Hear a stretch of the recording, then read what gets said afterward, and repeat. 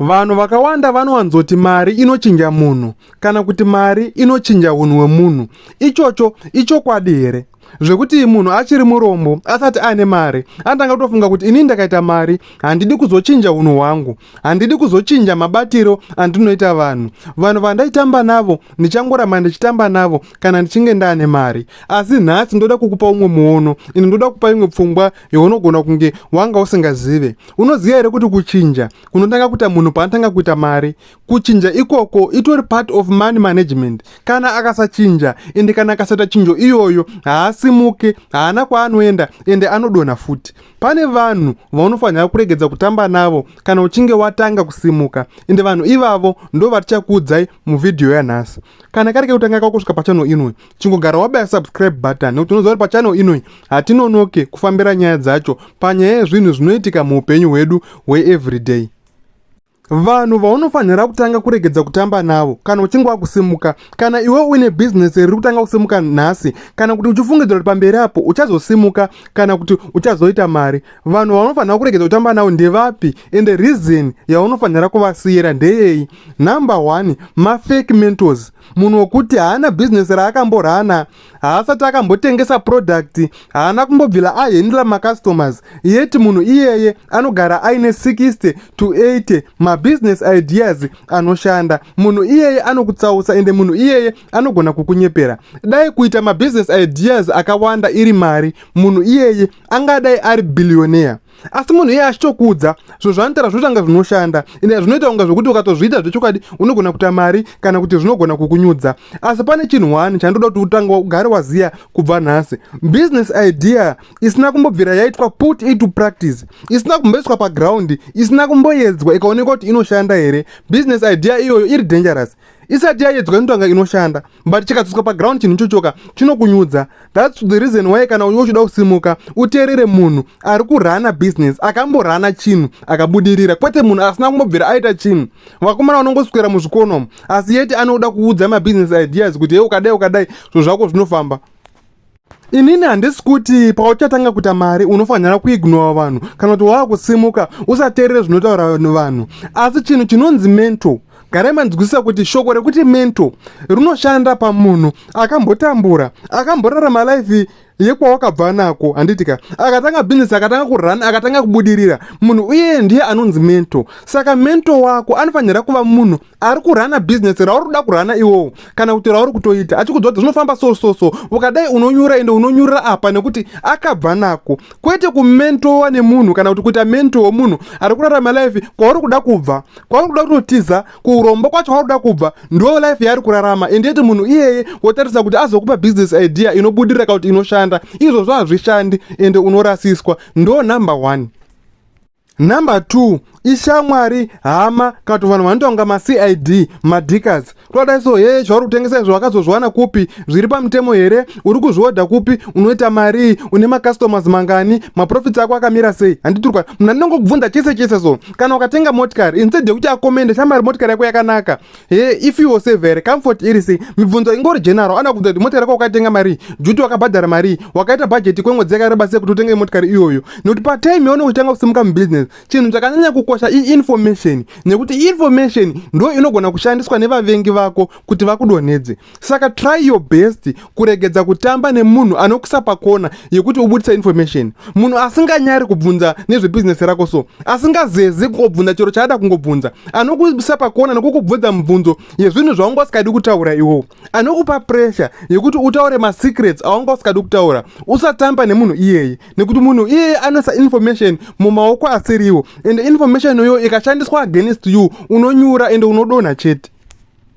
Saka ukaona munhu wekuti haasi kuita bhizinesi rauri kuita, haasi kuita chinhu chakafanana nechauri kuita, asi anoda kungobvunza ende anoda kuwana every detail about zvinhu zvauri kuita, usatamba nemunhu iyeyi nokuti anokuita kuti utaure information yausingafaniri kutaura, ende information iyoyo ikaenda mumawrong hands, ikaenda mumaoko asiriyo, inokuparadza ende inokunyudza.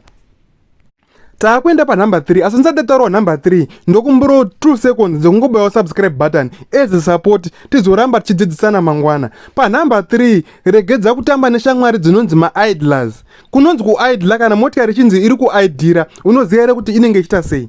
Saka taipidzoto ishamwari dzekuti ende dzinobatikira nguva zhinji havana usimbe hwekukushanyira, asi paanokushanyira anongouya motanga kutandara, moswera muchitaura nyaya muchiseka. Haana chaanotenga, haana chinhu chaanokuinikareja kuita, ende haana pressure kana kukupusha kuita chimwe chinhu. Chake chaanoita kungotaura nyaya moswera muchiseka zuva rese. Saka type yeshamwari idzodzo dzinokupa yatinoti empty entertainment iri empty, yekuti pa 4 hours dzamatandara hauna chawagena, hauna chawadzidza, ende hauna pressure kana encouragement yawapuwa towards business rawakuita kana chinhu chawakuda kusimuka. Nekuti kana uchitanga kusimuka, chinhu chakakosha itime. Unofanira kufokasa pazvinhu zvauri kuita kuti ubuild experience. Time kana kuti freedom unozoiwana kana business rako rakwanisa kurana ete autopilot. Wava nevashandi, wava nemamanagers, wava nevanhu vanokwanisa kumonita zvinhu zvako iwe usipo. Asi kana uchiri kutanga kusimuka, uchiri kuita mazvese, haudi time yekunyanya kutandara zvakanyanya muchingotaura nyaya nekuseka nezvimwe zvinhu zvisingavaki. Type dzeshamwari idzi handisi kuti unofanira kudziramba, havasi vanhu vekuti unogona kuvarasa, asi chaunoita ndechekuti unolimita time yako, unolimita exposure yako nevanhu ivavo. Hauchabatiki every day, ende paunobatika pachoka hamuchaitiwo zvema-hours muchingotandara. Ukaitawo 30 to 45 minutes, unless iri weekend yekuti maendawo out, maenda kunogocha, maweekend izvozvo zvinoitwa.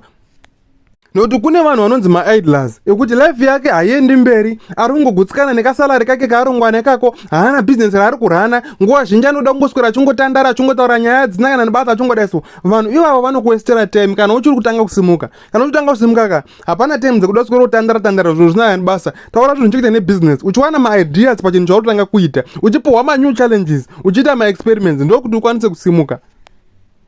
Number 4, ma-negative prophets. Vanhu vangori nemweya wekungoonesa zvinhu zvinongokudiscouragea, zvinongokudzosera kumashure kuti zvinoita kuti hana kutanga kurova. Ukatanga kurima wanzi gore rino zviri kunzi update iri kuti hakuna mvura ichanaya, zvinhu zvako zvichatsva. Ukada kutanga business wanzwa kuti business iroro harichabhadhari, rakawandirwa. Ukada kuita ichi, wafunga zimura iri kudai so, unogona kunyura, zimura iri kunyudza vanhu. Ukada kuita ichi, anenge achingotaura ma-ideas anokudzosera kumashure. Munhu anongoprofesasa zvinhu zvinoita kuti hana kuitanga kurova, ende zvinokuredusa pace. Usatamba netype yevanhu vakadaro, vanokudzosera kumashure ende vanokupa inonzi bad energy.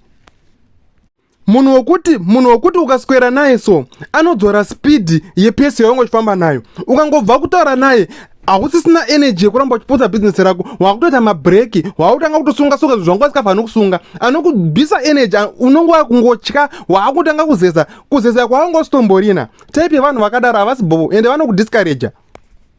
Handisi kuti kana wakusimuka usateerera ma-ideas anotaura vanhu kana kuti warning yaunopuwa nevanhu kuti apa unogona kunyura. Handisi kudaro. I think munhu anonzwisisa zvandotaura panapa. Pane munhu anotaura zvinhu zviri negative zvekuti ukateerera zvanotaura hauna chaunoita ende hauna kwaunoenda. Kakawanda kacho kamigumisiro uchatongoregedza zvauri kuita chete. Anongokuudza risk rekuti unogumisira kungotya zvese. Type yevanhu vakadaro havasi bow ende ukaramba uinavo hauna kwaunoenda. Ndanga ndichida kugumira pa number 5. Ndanga ndichida kugumira pa number 4. Asi number 5 ndakungoitauro as a bonus kutenda vanhu vasubscribe ku YouTube channel yangu muzuva ranhasi.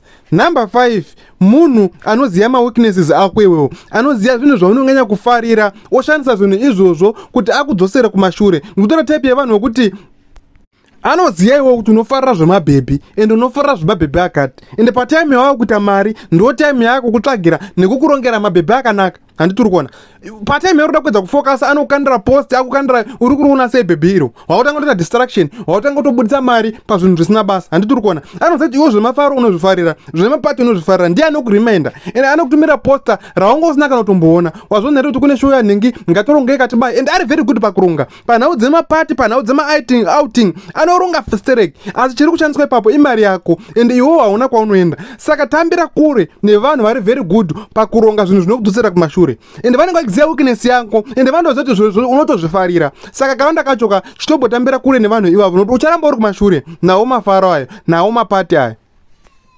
Munhu ari very good pakukumanipulata kuti ubudise mari achishandisa weakness yako kana achishandisa chinhu chaunofarira chaunoziva kuti haugoni kuramba. Munhu iye ari dangerous ende anokudzosera kumashure ende munhu iye anokudonhedza. Chitombomira kutamba nevanhu ivavo, chitombokuziva kuti inini handichaite izvozvo, ndakatombomira kusaidi ikoko. Umbotanga wabuilda life yako, umbotanga wasimuka, life yako yanyatsosimba. Kana wazoda hako kuzviita panonga pasina problem. vanhu vese ava vari 5 vari very dangerous kana wakutanga kusimuka, ini ndo vanhu vanodonhedza vanhu vakawanda. Uchinzwa kuti Ningi anga asimuka asi anodzosirwa pasi neshamwari dzake nevamwe vanhu vese vanataura nezvavo. Wandataura panumber 3 uyo haana pressure stereki asi anoda kumaneja. Usazongopedzerwa time yako uchingotandara muchiita zvinhu zvisina kana basa, zvisina kana zvazvinozokupa mangwana. Kana wateerera video kusvika pano nguva, ndinokutendai asi musazoenda musina kubaya subscribe button. Tizosangana muchikamu chinotevera. Regai timboenda kunotama kuma research. Ndokutendai nenguva yenyu.